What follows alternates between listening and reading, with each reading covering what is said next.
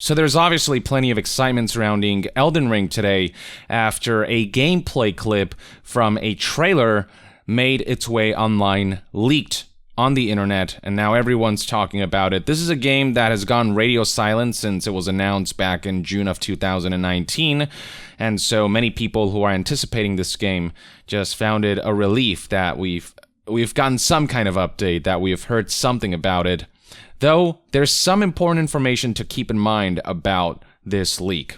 Namely that apparently it is footage from an old build rather than an upcoming trailer that's been leaked. So this information was relayed by Aesthetic Gamer, who is an industry insider who does have a track record of accurate leaks in the past, and here's what he had to say about the trailer. I don't really care for Elden Ring yet myself, I need to play the Souls games, but I'm gonna say something about the leaked stuff since I realize Souls fans are a bit finicky. Remember, these leaked clips are over a year old. They're old footage. The trailer these clips are from is an internal trailer. Actually, outside this leak, likely this trailer was never going to release publicly. The game started development as a last-gen game, those wanting to be wowed graphically, likely setting up for disappointment. It'll look good, just not amazing. Somebody else spoke to that effect. Tony here tweeted this. This is from an old internal trailer that was going around late last year. The trailer that will be released this month is going to look different. Oh, this month, you say? Huh. Well, I will look forward to that. But yeah, he says that the new trailer is going to look better. Please remember that this is old. And he's emphasizing this because there are some people who watched the leaked footage. And by the way, the footage that I covered was like 9 seconds long with no audio. After I uploaded my video, we got a 30 seconds version, a 34 seconds version that shows a lot more and also actually does have audio. Wait, actually, there's a version here that's 1 minute and 7 seconds long, so even longer. It looks like more and more of this leaked footage is being unearthed. But either way, it is old footage, and apparently whatever new trailer they have in store for us that is allegedly being showcased this month or in the not-so-distant future will look significantly better. So for those concerned about the visuals, that's the word that's floating around. But do keep in mind that this game was made for last-gen consoles, and while I have no doubt that we will get a PS5 and Series version with enhanced graphics and performance, don't expect pure next-gen graphics. It is going to be a cross-generation title from the sound of things. So maybe on a graphical fidelity level, Elden Ring may not end up looking as good as, say, Demon's Souls Remake, which was clearly tailor-made for PlayStation 5, and the graphics on that look fantastic, but the graphics will likely still be pretty good if past From Software games are to go by, and the art direction of Elden Ring, I think, will carry much of the visuals, which is the case for many of the From Software games. Now, here we have the minute-long clip that I cannot show you because my video will get copyright struck, but I do want to go through it and react and kind of just commentate on it. And if you want to find it, there's a Video Games Chronicle article that embedded a tweet with that video attached to it. But yeah, the minute-long version opens with 2 shots showing some really beautiful scenery. One of them shows a sort of wide shot of the area with that giant glowing yellow tree, but unlike in the 9-second clip, which happens later in the trailer, the sky is clear instead of this like reddish hue. I don't know if that might suggest that there is some kind of dynamic element to the environments like a day and night cycle or some kind of weather system. The second scenery we're shown is also during the daylight, and it's this kind of castle-like fortress with some foliage and flora in the foreground. The architectural designs of the Souls series have always been really compelling to look at, and this looks to be no different. Amidst what looks to be like late afternoon, or maybe the sun is just rising, we see some ruins outdoors and a dragon swooping in and landing on a wet surface. Ooh, okay, this next shot's interesting. We have an open field with a wagon or carriage being dragged by these 2 giants who are in the foreground, and they're giant undead. They almost look like Titans from Attack on Titan, but more of their body exposed, flesh and bone, and they're giant stakes that are going through their abdomen or their stomach that is attached to a chain that goes all the way back to that wagon or carriage which they're dragging around. The design of this, I guess, enemy looks pretty horrifying and very fascinating. The creature design in Souls games have just been unparalleled in a lot of ways. And then we see another scenery with that giant yellow glowing tree much further away in the background. In the foreground, we have this giant statue head that has fallen off and is like laying on its back, and it's glowing in places, almost like there's like lava seeping through. And then over the next few shots, we're shown, I guess, different character builds, different player characters. So this one guy right here seems to have like a scimitar and a shield. These character builds, by the way, they're all outside in this kind of late afternoon open area environment, overlooking this field with some foliage and some trees here and there. This next build seems to be wearing an axe or wielding an axe. We have a sorcerer here wielding a staff. So magic is going to be a major component of this game. Then we see a more like assassin-looking character, and then we're taken to a stealth scene. And while we're shown these different character builds, there's some dialogue in the background. He says, "Oh, you tragic thing, you've crossed the Sea of Fog all the way to the Riftlands." Well, this is the very edge of the map. I think the fact that the edge of the map is referenced in the trailer speaks to the open world structure of Elden Ring, where it's gonna be maybe a bit more like Skyrim, whereas like previous Souls games, you had essentially small areas that were all interconnected.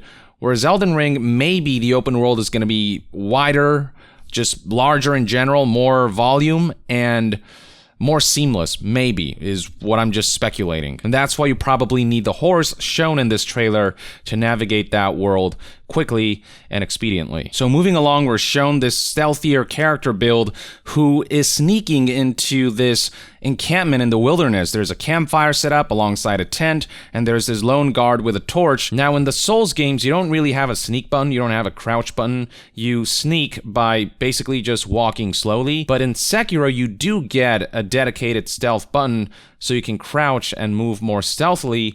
And in Elden Ring, it would seem as though we are going to get some kind of crouch button, as the player character here is very much like in stealth mode and crouching and slowly stalking his way towards his prey. There's some dialogue here that's spoken by sort of this gruff voice that says, "I can only imagine what drives you to seek the Elden Ring. I suppose you can't be talked into turning back." And then the voice concludes by saying, "Very well then," as if to imply that pursuing the Elden Ring is not a great idea, but alright, I guess I'll help you. But after the stealth segment, we see another camera angle from down below close to the ground, with a character carrying a ball and chain mace with this Vincent Valentine cloak looking kind of cape.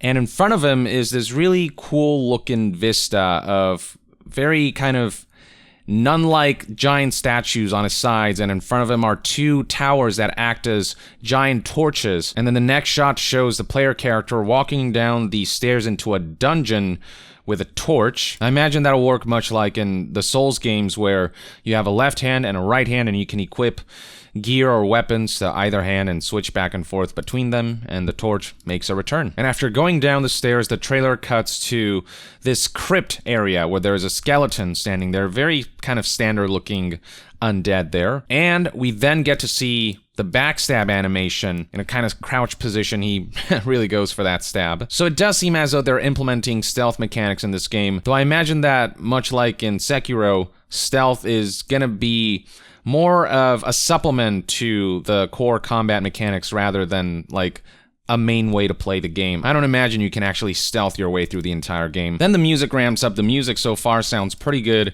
and we're shown the dragon that I talked about in the last video breathing fire and swooping in as the character rolls or dodges away. You see the orbs that act as these kind of spirit missiles or magic missiles that home in on the dragon and shoot at the dragon as he passes by. In my last video, I talked about how the footage cuts off when there's like a character who's attacking another character from the air. Turns out it is a boss attacking the player character. It's this like Grim Reaper looking big entity. He's wearing a ragged black cloak, and he's got with him like this machete of some sort, like a scythe-looking machete, if that makes sense. And so the attack he does from the air, he kind of slams into the ground, and the character rolls away, and you can see the iframes kicking in here for sure. And the player character counterattacks with his own attacks, and you can see the boss winding up for another attack. It's very much...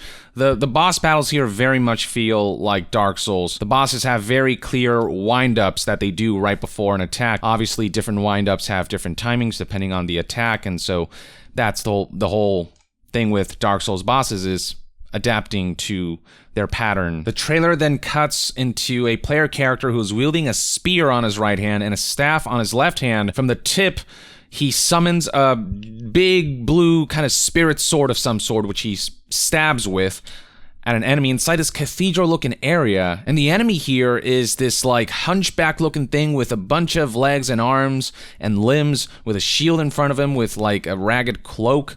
He's got this pale skin. Looks pretty gross. The player character stabs with that spirit sword at the shield and knocks back the shield, leaving the boss open for additional attacks. And then finally, we're shown that snowy scene that I described in the last trailer, where the player character is on horseback and running through the open world into the horizon. We have the more mystical looking region with red skies and this big yellow glowing tree in the back, with the background showing some ruins of old structures. We have a more kind of traditional fantasy setting here, environment, very Witcher-like. This reminds me a lot of Witcher here, with the kind of abandoned wagon on the right, with the horseback combat here kicking in, which looks alright. I don't suspect we're gonna spend too much time doing horseback combat. I suspect it's just mainly a quick way to navigate the world and dish out a couple of attacks, but if you really want to face down a tough enemy, I don't suspect, like, you'll do an entire boss fight with just horseback, maybe? And then finally, we have a shot of this castle in front of a moonlit night sky with stars dotting everywhere. And in front, in the foreground, is a statue of this saint-like looking hooded figure. Yeah, the environments seem very varied, and the time of day also seems very varied, which I found interesting. But this early footage, on its own, already looks very promising. The hope is that when they do finally unveil the gameplay trailer they have in store for us, seemingly sometime this year, and possibly sometime soon, within the next month or 2 or 3, we're going to see something that will impress us. Now, obviously, with any game, you should be careful about getting too hyped.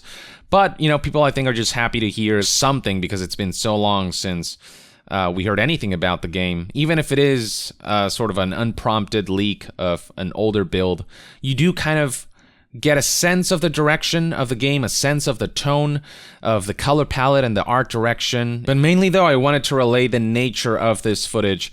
It is from an older trailer that wasn't supposed to be made public. The new gameplay trailer that we see this year will probably look different. It's probably going to be cut different. It's just going to be a completely different trailer from the leaked footage. As for whether we'll get a release date in that trailer, that remains to be seen, though it's starting to sound like the game won't be out in 2021, according to Video Games Chronicle. Apparently, the pandemic has disrupted the development process of this game quite a bit. Due to said disruption, they believed it was unlikely Elden Ring would make it out this year. Now, I don't know how set in stone this is, but I'm just gonna assume that the game will come out sometime in 2022 until the official new trailer that comes out confirms otherwise. Until then, though, let me know in the comments below what you think about Elden Ring based on that leaked footage. Do you like the direction that it's going in, or are you still in wait-and-see mode? Drop a comment, and to be further updated on all things gaming news, reviews, and discussions,